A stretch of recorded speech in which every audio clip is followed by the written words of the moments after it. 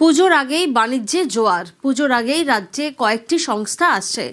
ডানকুনি, মেজিয়া সহ একাধিক জায়গায় শিলান্যাস। রাজ্যে কয়েকটি সংস্থা ব্যবসা করতে আসছে জানালেন শিল্পমন্ত্রী তাপস রায়। শিল্পমন্ত্রী তাপস রায় তিনি জানালেন, রাজ্যে কয়েকটি সংস্থা ব্যবসা করতে আসছে। ডানকুনি, মেজিয়া সহ একাধিক জায়গায় তার শিলান্যাস। পুজোর আগেই বাণিজ্যে জোয়ার। পুজোর আগেই বাণিজ্যে কয়েকটি সংস্থা বাণিজ্যের জন্য আসছে পালাবদলের রাজ্যে। খুশি আনন্দ তো নিশ্চয়ই। পশ্চিমবাংলাকে বাঁচাতে হলে, পশ্চিমবাংলার তার পুরনো ঐতিহ্যে গরিমায় নিয়ে যেতে হলে, নবপ্রজন্মকে বাঁচাতে গেলে যা যা করার তো করতে হবে।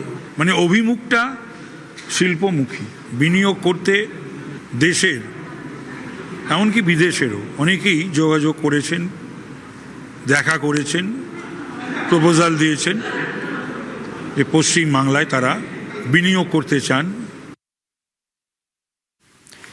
রবিবারই কলকাতায় পাওয়ার লাঞ্চে রাজ্যকে পাওয়ারফুল করার রোডম্যাপ। পাওয়ার লাঞ্চে স্বপন দাশগুপ্ত, তাপস রায় এবং সঞ্জীব সান্যাল। লাঞ্চে অর্থমন্ত্রী, শিল্পমন্ত্রী এবং পিএম এর আর্থিক উপদেষ্টা মণ্ডলীর সদস্য।